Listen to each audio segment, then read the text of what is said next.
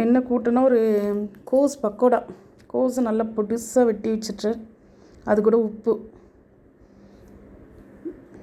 உப்பு போட்டு நல்லா ஒரு பெனஞ்சோன்னா அதுலேருந்து ஈரப்பதம் நல்லா வரும்.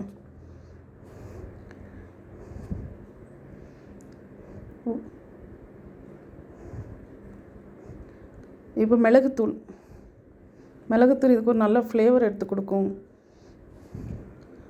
காஷ்மீர் மிளகாத்தூள், கொஞ்சமாக கரம் மசாலா சேர்க்கலாம். பட் நான் மட்டன் மசாலா சேர்த்துருக்கேன். நீங்கள் மட்டன் மசாலா இருந்துச்சுன்னா மட்டன் மசாலா போடுங்க, சிக்கன் மசாலா கூட போடலாம், இல்லாட்டி கரம் மசாலா கூட போடலாம்.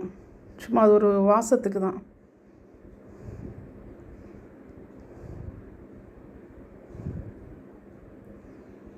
கடலை மாவு இதில் ஒரு 3 ஸ்பூன் போடுறோம். அப்புறம் கார்ன்ஃப்ளவர் கம்மியாக சேர்த்தா போதும், 1 ஸ்பூன். கொஞ்சம் அரிசி மாவு. இன்னும் இதெல்லாம் நல்லா எல்லா இதுலேயும் படுற மாதிரி ஒரு கொஞ்ச நேரம் நல்லா பிணைஞ்சி விட்டுட்டே இருங்க. அந்த நல்ல ஒரு திக்காக பிணைங்க. அப்போ தான் அதுலேருந்து இந்த ஈரப்பதம் எல்லா இதுலேயும் நல்லா படும்.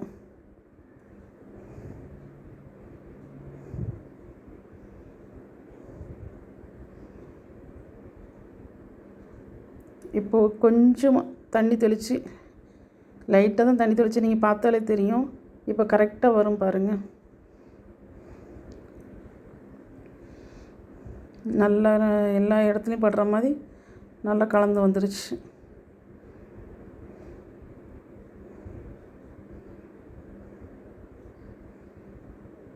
இந்த பாருங்கள், ரெடி ஆகிட்டு. இதை ஒரு 10 நிமிஷம் அப்படியே ஒரு கரையில் ரெடி பண்ண வச்சுட்டு அடுப்பில் எண்ணெய் ஊற்றி சூடு போக வேண்டியதான். இப்போ கொஞ்சம் கொஞ்சமாக அதை கிள்ளி போடணும்.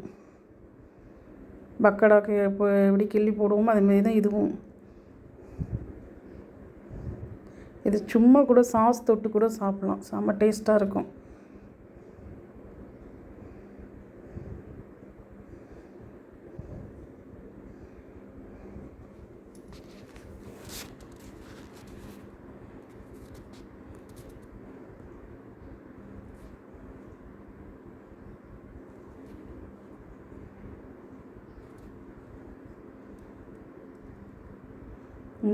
நல்லா இதாகிடுச்சு.